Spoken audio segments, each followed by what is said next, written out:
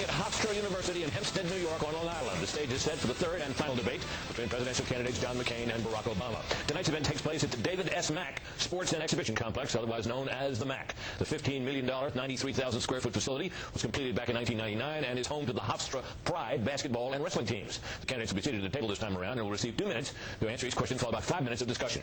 Welcome to Washington. I'm Britt Hume. Tonight's debate will focus primarily on the economy and domestic policy. Today, of course, stocks dropped sharply after some disappointing retail sales numbers and a warning from Federal Reserve Chairman Ben Bernanke that the economy will not recover quickly. The Dow went down 733 points. So with that news as a backdrop, here now is the moderator of tonight's debate, Bob Schieffer, anchor of CBS News and host of Face the Nation. Good evening and welcome to the third and last presidential debate of 2008, sponsored by the Commission on Presidential Debates. I'm Bob Schieffer of CBS News. The rules tonight are simple. The subject is domestic policy. I will divide the next hour and a half into 9-minute segments. I will ask a question at the beginning of each segment. Each candidate will then have 2 minutes to respond, and then we'll have a discussion. I'll encourage them to ask follow-up questions of each other. If they do not, I will. The audience behind me has promised to be quiet, except at this moment when we welcome Barack Obama and John McCain.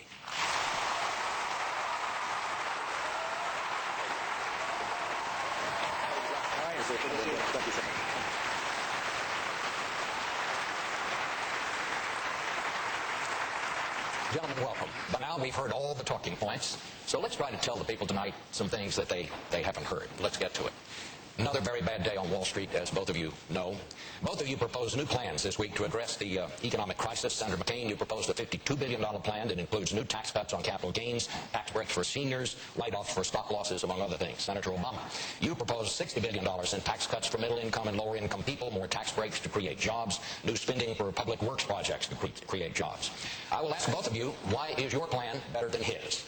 Senator McCain, you go first. Well, let me say, Bob, thank you, and thanks to Hofstra. And by the way, our beloved Nancy Reagan is in the hospital tonight. Our thoughts and prayers are going with you. It's good to see you, Senator Obama. Americans are hurting right now, and they're angry. They're hurting, they're angry. They're innocent victims of greed and excess on Wall Street, and as well as Washington, D.C.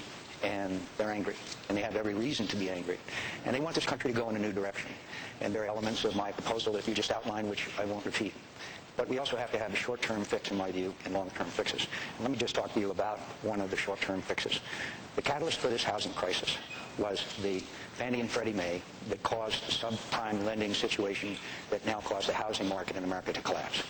I am convinced that until we reverse this continued decline in home ownership and put a floor under it, and so that people have not only a hope and belief they can stay in their homes and realize the American dream, but that value will come up. Now, we have allocated $750 billion. Let's take $300 of that billion and go in and buy those home loan mortgages and negotiate with those people in their homes, 11 million homes or more, so that they can afford to pay the mortgage, stay in their home. Now, I know the criticism of this, but what about the citizen that stayed in their homes, that paid their mortgage payments? It doesn't help that person in their home if the next door neighbor's house is abandoned. And so we've got to reverse this. We ought to put the homeowners first, and I am disappointed that Secretary Paulson and others have not made that their first priority. All right. Senator Obama. Well, first of all, I want to thank Hofstra University and the people of New York for hosting us tonight, and it's wonderful to join Senator McCain again. Thank you, Bob. I think everybody understands at this point that we are experiencing the worst financial crisis since the Great Depression.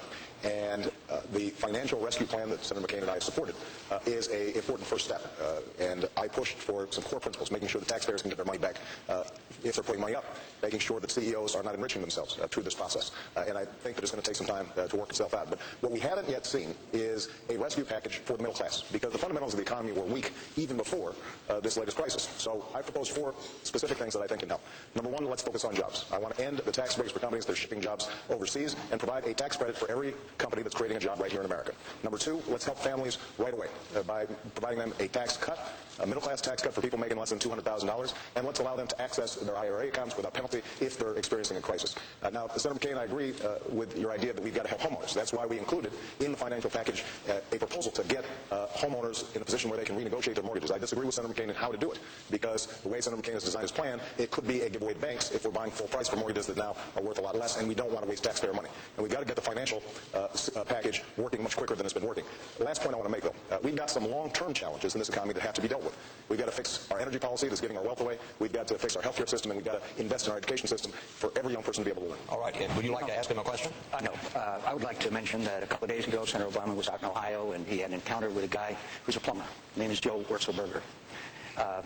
Joe wants to buy the business that he's been in for all these years. Worked 10, 12 hours a day.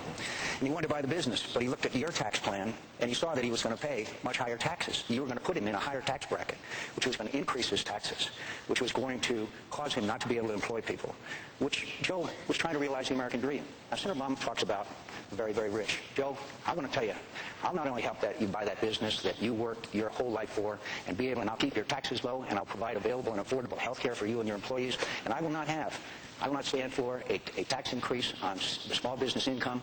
50% of small business income taxes are paid by small businesses. That's 16 million jobs in America. And what you want to do to Joe the plumber and millions more like him is have their taxes increased and not be able to realize the American dream of owning their own business. He's been watching some ads of Senator McCain, so let me tell you what I'm actually going to do. I think tax policy is a major difference between Senator McCain and myself. And we both want to cut taxes. The difference is who we want to cut taxes for. Now, Senator McCain, the centerpiece of his economic proposal is to provide $200 billion in additional tax breaks to some of the wealthiest corporations in America. ExxonMobil and other oil companies, for example, would get an additional $4 billion in tax breaks. What I've said is I want to provide a tax cut for 95% of working Americans. 95%. If you make less than $250,000 a year, then you will not see your income tax go up, your capital gains tax go up, your payroll tax, not one dime. And 95% of working families, 95% of you out there, will get a tax cut. In fact, independent studies have looked at our respective plans and have concluded that I provide 3 times the amount of tax relief to middle-class families than Senator McCain does. Now, the conversation I had with Joe the plumber, what I essentially said to him was, 5 years ago, when you were in a position to buy your business, you needed a tax cut then. And what I want to do is to make sure that the plumber, the nurse, the firefighter, the teacher, the young entrepreneur who doesn't yet have money, I want to give them a tax break now. And that requires us to make some important choices. Last point I'll make about small businesses, not only do 98% of small businesses make less than $250,000, but I also want to give them additional tax breaks because they are the drivers of the economy. They produce the most jobs. You know what Senator Obama ended up his conversation with Joe the plumber? We need to spread the wealth around. In other words, we're going to take Joe's money, give it to Senator Obama, and let him spread the wealth around. I want Joe the plumber to spread that wealth around. You told him you want to spread the wealth around. So the whole premise behind Senator Obama's plans are class warfare. Let's spread the wealth around. I want small businesses. And by the way, the small businesses that we're talking about that would receive an increase in their taxes right now. Why would you want to increase anybody's taxes right now? Why would you want to do that? Anyone in America. When we have such a tough time, when these small business people like Joe the plumber are going to create jobs unless you take that money from him and spread the wealth around. We're not going to do that in my administration. If I can answer the question. Number one, I want to cut taxes for 95% of Americans. Now, it is true that my friend and supporter Warren Buffett, for example, could afford to pay a little more in taxes in order to give additional tax cuts to Joe the plumber before he was at the point where he could make $250,000. I think ExxonMobil, which made $12 billion record profits over the last several quarters, they can afford to pay a little more so that ordinary families who are hurting out there, they're trying to figure out how they're going to afford food, how they're going to save for their kids' college education. They need a break. So, look, nobody likes taxes. I would prefer that none of us had to pay taxes, including myself. But ultimately, we've got to pay for the core investments that make this economy strong. And nobody likes taxes. Let's not raise anybody's taxes. Well, I don't mind paying a little more. The fact is, the businesses in America today are paying the second highest tax rate of anywhere in the world. Our tax rates for business in America is 35%. Ireland, it's 11%. Where are companies going to go where they can create jobs and where they can do best in business? We need to cut the business tax rate in America. We need to encourage business now. Of all times in America, we need to cut people's taxes. We need to encourage business, create jobs, not spread the wealth around. All right, let's go to another topic. It's related, so if you have other things you want to say, you can get back to that. This question goes to you first, Senator Obama. We found out yesterday that this year's deficit will reach an astounding record high, $455 billion. Some experts say it could go to $1 trillion next year. Both of you have said you want to reduce the deficit, but the nonpartisan Committee for a Responsible Federal Budget ran the numbers on both of your proposals, and they say the cost of your proposals, even with the savings you claim can be made, each will add more than $200 billion to the deficit. Aren't you both ignoring reality? Won't some of the programs you're proposing have to be trimmed, postponed, even eliminated? Give us some specifics on what you're going to cut back. Senator Obama. Well, first of all, I think it's important for the American public to understand that the $750 billion rescue package, if it's structured properly, and as President I will make sure it's structured properly, means that ultimately taxpayers get their money back. And that's important to understand. But there is no doubt that we've been living beyond our means, and we're going to have to make some adjustments. Now, what I've done throughout this campaign is to propose a net spending cut. I haven't made a promise about... You're going to have to cut some of these programs, sir. Absolutely. So let me get to that. What I want to emphasize, though, is that I have been a strong proponent of pay-as-you-go.